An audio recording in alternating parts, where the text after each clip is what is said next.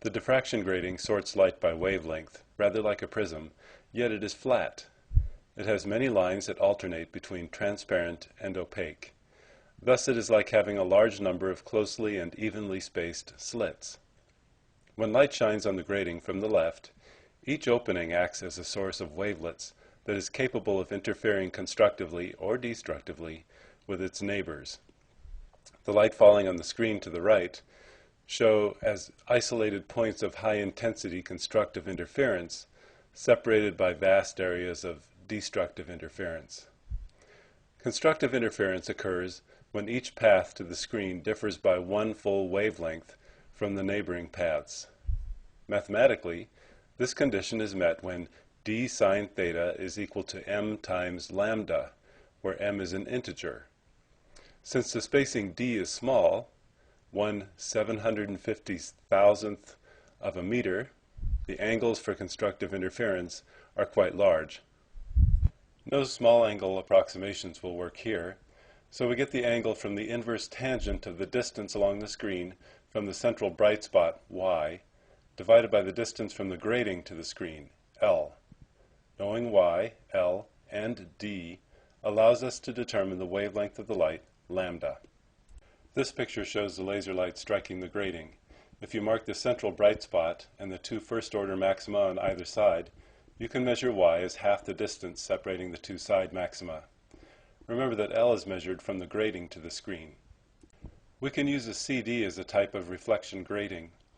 The CD has pits arranged along spiraling grooves that are separated by a small distance d to be determined. When laser light is reflected from the surface of the CD, some reflected angles will give rise to constructive maxima in intensity, just as it did for the grating.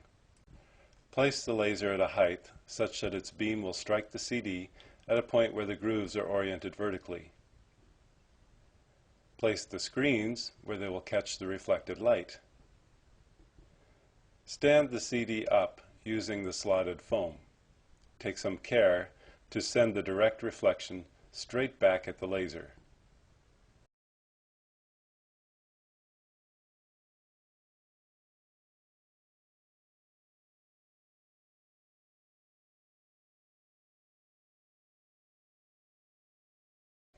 The bright spots on either side are the first-order maxima.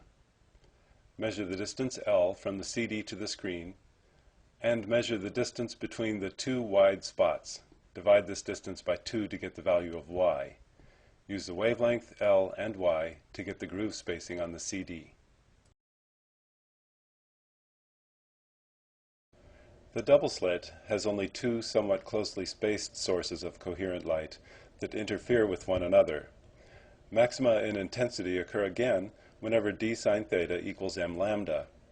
Because the slit spacing d is not as small as for the grating, the angle between interference maxima is also small.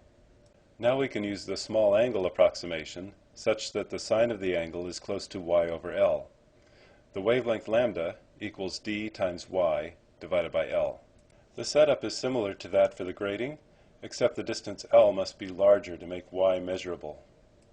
The intensity maxima are now closely spaced. Use a pencil to mark the locations of 10 adjacent spots.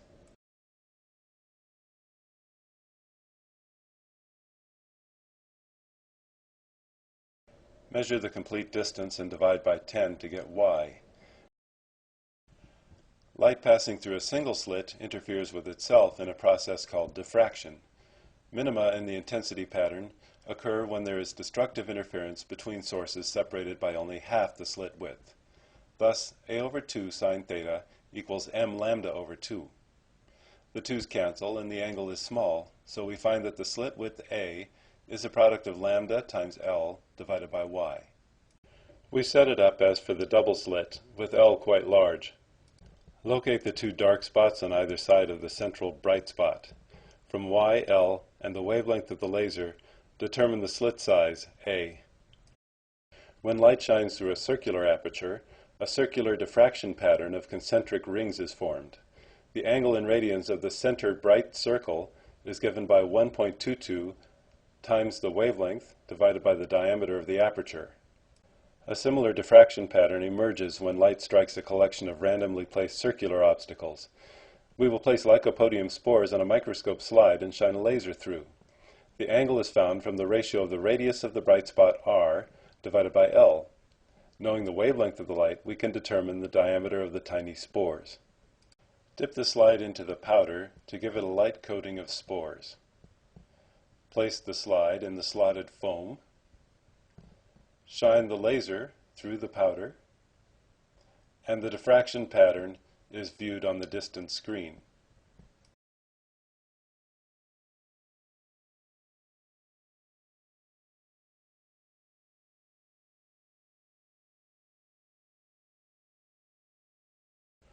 Trace the outer edge of the large, bright central region, then measure its radius when you have more light. In 1923, Louis de Broglie hypothesized that electrons travel as waves with a wavelength given by h divided by momentum. In this experiment, an electron beam will be aimed at a graphite crystal, which will act as a diffraction grating for the electron beam. The diffraction will appear as circular rings of interference maxima on a fluorescent screen. The speed of the electrons in the beam is determined by the accelerating voltage, capital V, on the electron gun. We find that the de Broglie wavelength of the electrons in nanometers is just the square root of 1.505 over V. Measure the accelerating voltage to give the wavelength of the electrons. When the beam is reflected off two adjacent levels of the crystal, the condition for constructive interference is that 2d sine theta equals n lambda. The hexagonal graphite crystal lattice presents two spacings to the incident electrons. The smaller spacing leads to a larger diffraction ring. Here is a schematic of the apparatus, though you should probably let your lab instructor set it up for you. The electron beam must never exceed 0.2 milliamps, or the crystal may be destroyed. You're free to watch me set this up or fast forward, your choice.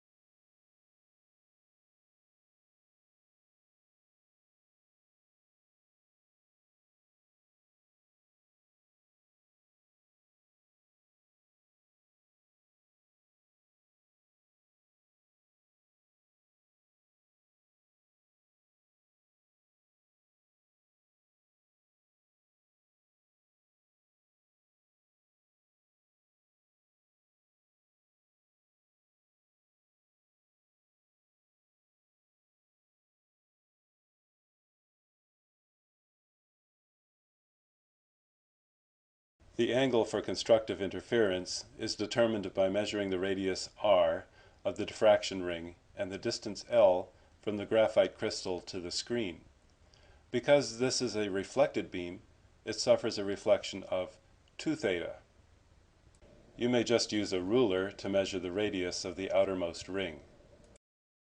Using the outermost ring will give you the smaller of the two spacings in the graphite crystal. Using this technique, you'll have measured a size comparable to the size of a single atom.